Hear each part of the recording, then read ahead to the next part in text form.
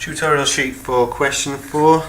A data signal consists of a series of binary pulses occurring at a rate of 100 bits per second. This signal is to be transmitted over a telephone line, binary 1 being sent as a 1.5 kHz tone and binary 0 as a 2.8 kHz tone. A. What is the bandwidth of the transmitted signal? So this is a frequency shift keying system. So what we should do first of all is actually plot the frequency spectrum. What would this look like? Well, we're told that a binary 1 is a 1.5 kilohertz tone. So that's going to be signal there. And so that is a binary 1. And a binary 0 is at 2.8 kilohertz. So that's our binary 0. So a frequency shift keying system is we just switch between these two frequencies. But because we're switching at a rate of 100 bits per second, in other words, we've got something that is doing this.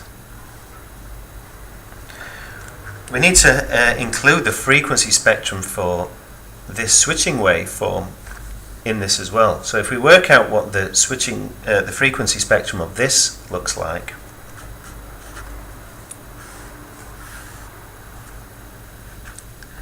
from Fourier analysis we get something that looks like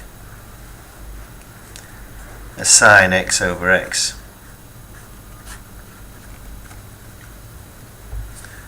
where that point there is 1 over tau, where tau is the width of the pulse.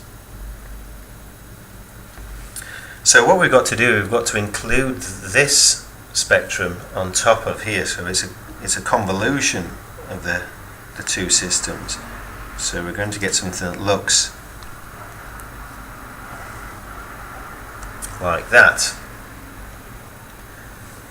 So to work out the bandwidth, well, first of all we need to know what the difference between those two frequencies are, but then we've got to add on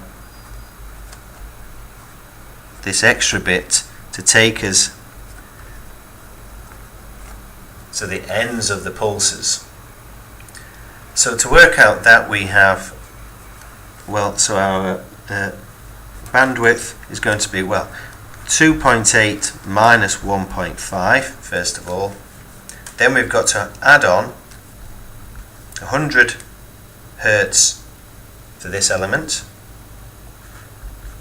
and add on another 100 Hertz for that element. And if we work out what that is, we get 1.5 kilohertz. So that's part A. Part B says, if the data rate is increased to 1000 bits per second, what are the required upper and lower cutoff frequencies of the line in order to transmit the signal? So all we're changing here, we're not changing the center frequencies of where these are transmitting at. What we're changing is the bit rate. So the bit rate is now going to 1000 bits per second. And all that's going to change is the form of this. So because we're switching at a higher rate, what we're going to get is a much broader sine x over x. So rather than being 100 Hertz here, there's actually going to be 1000 Hertz.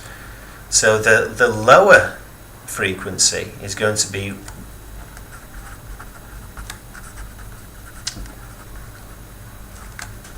so we've got our 1.5 kilohertz for our binary 1, and then our data rate is 1000, so our lower frequency is going to be somewhere down here, which is going to be 1500 Hertz minus 1000 Hertz due to the switching of this, which is going to be a 500 Hertz.